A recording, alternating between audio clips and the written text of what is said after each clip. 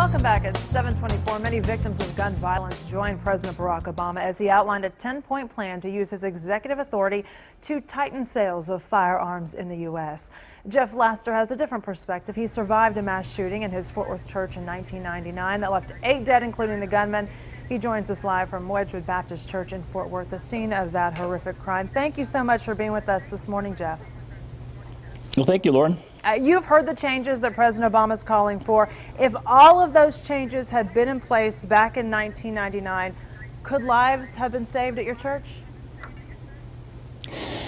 I don't think so, because people say this all the time, but it's true that the laws are not going to keep people who want to do harm to somebody from getting guns. And I think the mental health is a bigger issue that we need to look at as far as, stopping some of this violence.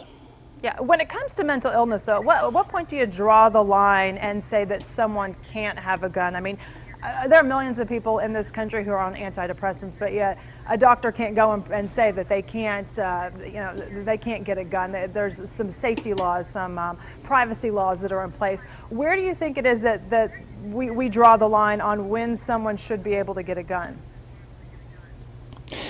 Well, yeah, that's a good question, because the gunman who came in here to Wedgwood, his family knew that there were some issues, but he had never done anything that they could pinpoint, or that the doctors could pinpoint, where they could go in and say, we need to have him committed or do some, something, take it to the next level.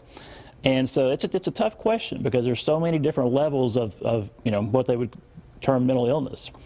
But I don't think adding on different gun laws, stricter gun laws, is the issue, because it just makes it harder for law-abiding citizens to have guns. I can understand you saying that there needs to be more of a focus on mental health. I think that you're not going to find many people that would disagree with you on that. But saying you're against the president's ideas, I'm guessing there's a lot of people in your congregation that have a license, legally have a license to carry a gun, and they still would be, these are law-abiding citizens, good citizens, they pass a background check. Really, even if these laws are put in place, it's just going to close some loopholes. Really, not much is going to change for those that already legally can carry a gun. So why be against what the president is asking for? I think again, I don't have a problem. I own a gun, and I don't have a problem doing a background check. I think sometimes it's like we keep putting laws in place, and this has been reported a lot. Mm-hmm. The places who have the strictest gun laws actually have the highest crime rates. Mm. And I don't think that adding on additional laws to what we already have is the answer. And we have a lot of people here at the church who have their concealed handgun license and carry. And this is my opinion, but we have, even within the church here, varying opinions on this. But I don't think that doing it through an executive order is the right way either. If you're going to do something, I think take it through Congress. It's kind of like it was the president's idea. He couldn't get it passed, and he just decided into action because he wanted it that way.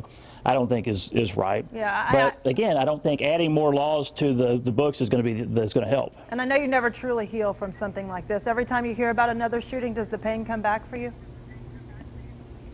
Yeah, a little bit. And it's kind of over the years we've been able to talk to people, other churches and schools and stuff that have gone through it, and communicate with them and pray for them, and hopefully be somewhat of a help to them. Yeah. Thank you for joining us this morning. We appreciate it. Thank you. It is 7:28.